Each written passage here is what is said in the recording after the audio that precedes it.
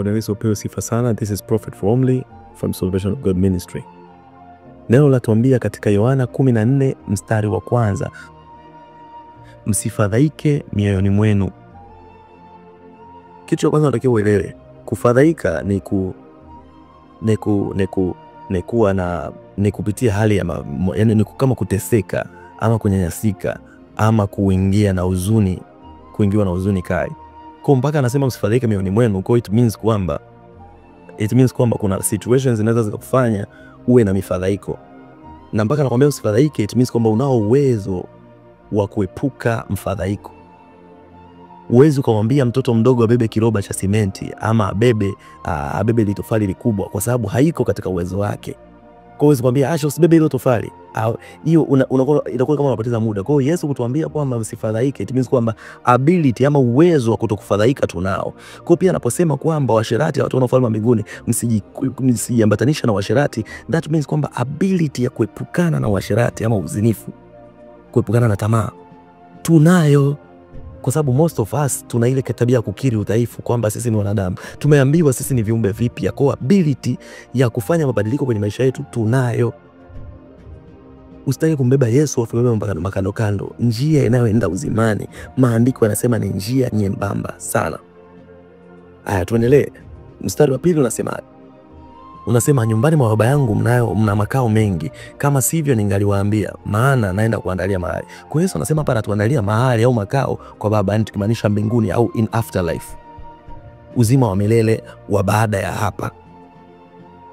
Anaongelea uzima wa milele wa baada ya hapa, na mbona target ya kila Mkristo kwamba ufufuo na uzima wa milele, yani kufufuka pamoja na Kristo na pia kwenda kwenye uzima wa milele, kutokwenda jehanamu.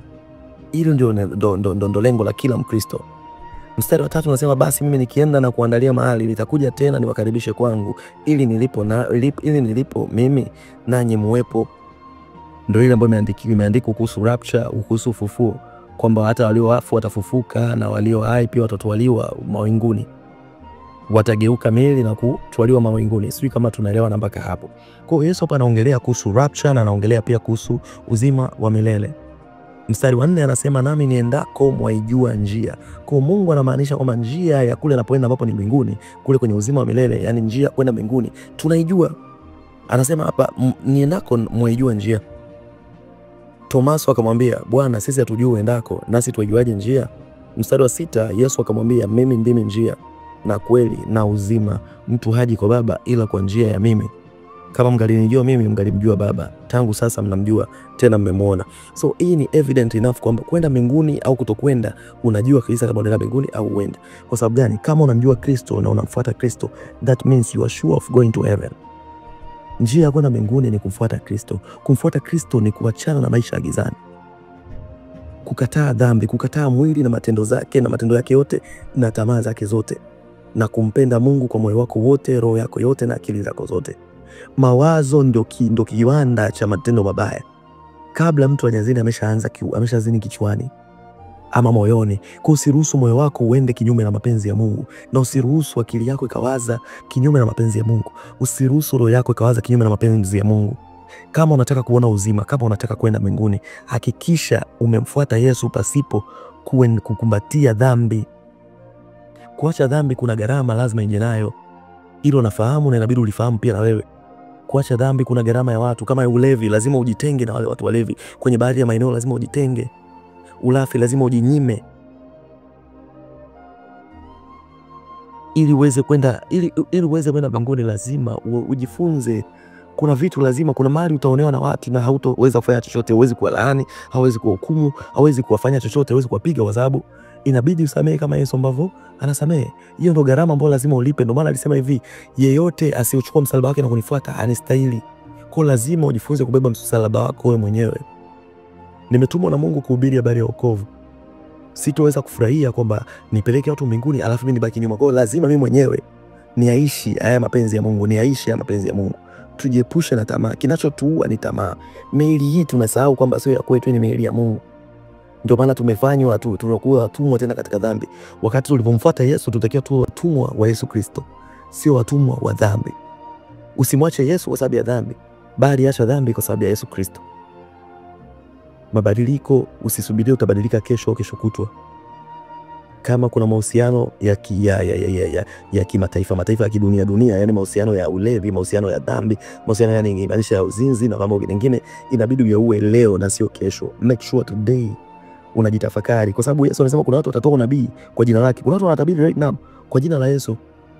Na ya maana kama mpaka Yesu amesema vile, hakuambia kwamba nyinyi mmedanganya kwamba mko mnatabiri uongo. It means they were prophesying truly, walikuwa na prophesy vitu vya kweli.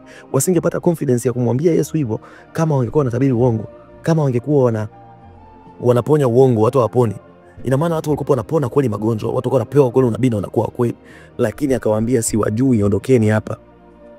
Usikubali kuwa mmoja wa watu wao. Kama ni mtumishi unanisikiliza leo, fanya maamuzi. Usikubali kuwa chumvi iliyoharibika, maana chumvi kisha haribika haiwezi kutiwa chochote ikolee. Hakikisha ulimpokea Yesu Kristo. Hakikisha maisha yako yanaendana na jina unalotamka la Yesu. Hakikisha, kitu cha kwanza, epukana na uasherati na uzinifu. Kitu cha pili, uongo. Epuka uongo kwa gharama yoyote unayojua. Muda wote ambapo unashawishika kufanya dhambi, kumbuka umetoka mbali sana. Kumbuka jehanamu sio mahali pazuri. Kumbuka alipo Yesu ndio unapotaka kwenda. Na ticket ama tuseme identity itakayokufikisha kule ni matendo mema pamoja na neema yake. Sawa, unahesabiwa haki kwa njia ya Kristo, ila vile vitu visivyofaa jiepushe navyo. Nafahamu utaniambia kuhusu Wakorintho wa kwanza sura ya 6. Na hisi ni kuanzia mstari wa 9 pale. Kwenye mstari wa 10 na kitu hapo inasema kwamba vitu vyote ni halali kwangu, lakini si vyote vifaavyo kwangu. Kuna mambo ambayo ni mabaya, hayafai, achana nayo. Hata kama kuna hiyo neema, kuna msamaha, kuna nini, achana na uzinifu, kwa sababu unafungamana mwili pamoja na huyo mtu. Unachukua, ni sana kuchukua kapu la sadaka alafu unaenda kuweka ile dustbin ya kuwekea pampers za watoto. It doesn't make sense. Ni sana kuchukua sufuria kulia chakula uende ukatilie uchafu, ukatilie kinyesi, ukatilie uozo, ukatumia sufuria kula chakula ukaenda kubebea mizoga kwenye banda la kuku. I make sense. It doesn't make sense. Mwili wako haumiliki wewe tu, umefungamana. Kama mwili upo kwa ajili ya Bwana, sio kwa ajili ya zinaa. Kwa ukishikamana na Mungu, that means roho yako imeungamana na roho ya Mungu. Mungu yuko ndani yako na wewe uko ndani yako. Kwa Mungu anaumiliki huo mwili wako. Usifanye mambo yote ya kumkasirisha Mungu. Usitamke maneno yote ya kumkasirisha Mungu. Acha dhambi, usichukulie dhambi kwa mazoea.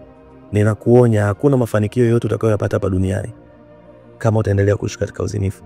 Mafanikio yanapatikana gizani, ni yanaenda kwenye uharibifu. Nafasi ya kuokoka iko leo. Leo Bwana anakuita. Na adhabu ya kutosikia wito wa Mungu ni kubwa kuliko adhabu ya kutokewa hata na malaika uonywe wewe.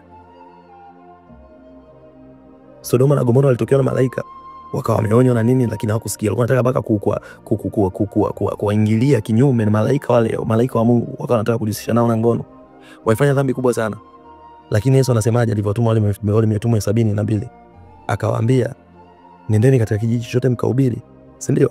Ambia mtakapokaribishwa, ingieni, watakieni amani na kila kitu. Watakapo wakataa, sio hata kutukana, kuwapiga, ninasema watakapo wakataa, ondoka tu, sio kwenye nyumba, bali ondoka kwenye hicho kijiji chote. Toka nje kabisa kijiji. Kunguteni na mavumbi. Afa akasema, kwa maana itakuwa rahisi sana kwa Sodoma na Gomora kuhimili siku ya hukumu kuliko wao. Kwa usiposikia ujumbe huu wa Mungu, usiposikia ujumbe huu kutoka kwa mtumishi wa Mungu, adhabu yake ni kubwa kuliko hata wale watu wa Sodoma na Gomora. Just imagine. Huu ni wito wa Mungu, uache maisha ya dhambi. Unaishi na mtu, hamjaoana, hamjafanya nini, sasa hivi tafuta kanisa. Kuanzia leo achaneni na uzinzi, tafuta kanisa, tafuta mtumishi wa Mungu awafungishe ndoa, tafuteni na mashahidi wawili, mfungishe ndoa. Acheni mambo ya kimya, mambo ya gizani. Nyinyi wana wanarudi, wale mnaenda gizani. Samaki hawezi kutembea nchi kavu, hautoweza kutoboa. Kuishi unataka kunamtegemea Mungu, unasema namtegemea Mungu anisaidie kwenye mambo yangu, nifanikiwe, niende mbinguni. Alafu at the same time unaishi maisha ya gizani. It is not possible. You cannot make it to heaven that way. Hautoweza kuifikia mbingu kwa staili hiyo. Kama samaki anaweza kaishi nchi kavu tunamwacha wiki moja, basi sawa. Lakini kama haiwezekani, basi jua haiwezekani hata wewe hapo kuishi maisha ya gizani alafu ukaja kumuona Mungu mwisho wako kawa mwema. Achana na mambo, usijidanganye. Kesho anything can happen. Unaweza ukafa hata kesho, unaweza ukafa hata sasa hivi.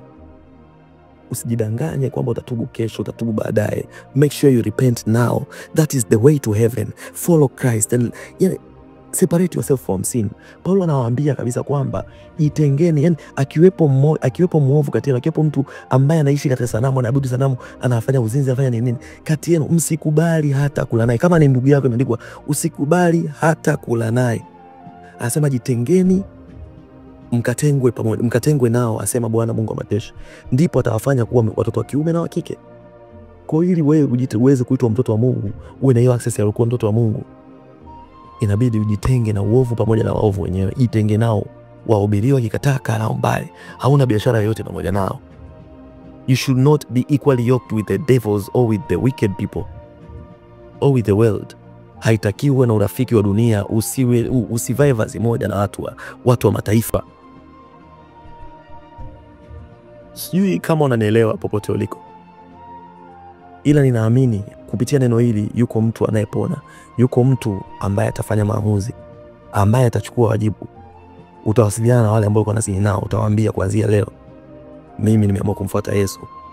Wewe inabidi uokoke pia, ama kama asipookoka na kubadilika, basi akatafuta mzinzi mwenzake wa kufanya naye uzinifu.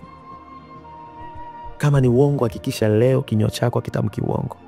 Kama ni wizi, ambia mikono yako leo, kuanzia leo hautoiba tena. Hata kama utakuwa na njaa kiasi gani, hautaweza kufa kwa sababu ya njaa, kwa sababu Mungu yupo kukuandalia njia. Mungu atakutetea, hautoteseka na njaa. Hautoteseka na njaa. Hautoteseka na njaa. Mungu anakupenda sana. Mungu anakupenda kuliko unavyodhania. Kama umeamua kukabidhi maisha yako kwa Kristo, funga macho yako kwa imani. I want to pray for you. Ninakuongoza kwenye sala ya toba. Uokoke kuanzia leo. Na utapokea jina jipya kuanzia leo. Utapokea jina jipya kuanzia leo. Na Roho Mtakatifu ataingia ndani yako leo.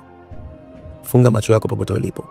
Father, in the mighty name of Jesus, ninamwombea mtu huyu ambaye ameamua kujitoa kwenye njia za giza na aingie katika maisha ya nuruni. Bwana, ukamtendee mambo makubwa.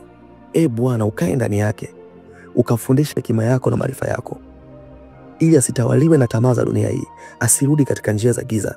Bwana, ongoza hatua zake kuanzia leo mtu huyu, maana anaenda kukiri jina lako, anaenda kukiri wokovu wako,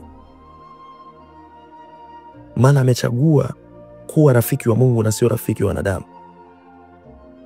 Ninamweka wakfu mbele yako Bwana, ukampiganie popote atakapoenda siku zote za maisha yake. Amen. Sasa tamka kama ninavyotamka mimi. Sema, Bwana Yesu, ninakuja mbele zako kwa unyenyekevu mkubwa, nikikiri nguvu yako. Ninakubali kufa katika dhambi na kufufuka ndani yako. Ninapokea uzima wa milele, kwa maana hakuna mwingine awezaye kuniokoa, kwa maana hakuna mwingine awezaye kuniinua, kwa maana hakuna mwingine awezaye kunifariji, awezaye kunilinda isipokuwa wewe. Leo ninakiri na ninatambua moyoni mwangu na kukiri kwa kinywa changu ya kwamba wewe ulikuja katika mwili na ulikufa msalabani kwa ajili ya wokovu wangu, ila ukafufuka, nawe unatawala sasa na hata milele. Wewe ni Bwana na Mwokozi wa maisha yangu. Bwana Yesu, nimekukimbilia wewe, nisiaibishwe milele. Bwana Yesu, kuanzia leo mzigo wa dhambi nimeutua kwako. Unipokee Bwana Yesu, unirehemu makosa yangu, na kuachilia nuru yako ikae ndani yangu. Uzungumze na mimi waziwazi katika maono na kwa sauti yako, nikusikie Bwana, na kutenda yaliyo mema, niweze kukaa nyumbani kwako siku zote za maisha yangu. Amina. Ubarikiwe sana mtoto wa Mungu. Kuanzia sasa wewe ni mtoto wa Mungu. Kuanzia sasa umeokoka. Kuanzia sasa umepewa jina jipya. Unaweza kutafuta jina lolote jipya kama uko na jina ambalo aliendani na kusudi lako. Mungu atakubariki na kuonekania kwenye kila eneo. Sasa hivi ndani yako yupo Roho Mtakatifu. Sio roho yako tu, bali ni roho yako imefungamana na roho ya Mungu. Sio mwili wako tu, bali mwili wako ni mwili wa Mungu. Kwa kama kuna magonjwa, kama kuna manyanyaso, kuna dhiki ya aina yoyote mwilini mwako, nimeshaiamuru inaondoka, kwa sababu Yesu mwenyewe anakuja kukaa ndani. Haya, tuendelea kukaa ndani yako. Kwa jina la Yesu umekuwa kiumbe kipya, na hicho kiumbe kipya hakina magonjwa wala hakina dhiki wala hakijui taabu. Ni kiumbe kilichozaliwa leo. Kwa jina la Yesu Kristo, nuru iendelee kuangaza maishani mwako. Umebarikiwa sana wewe, uzao wako na familia yako kwa jumla. Amen.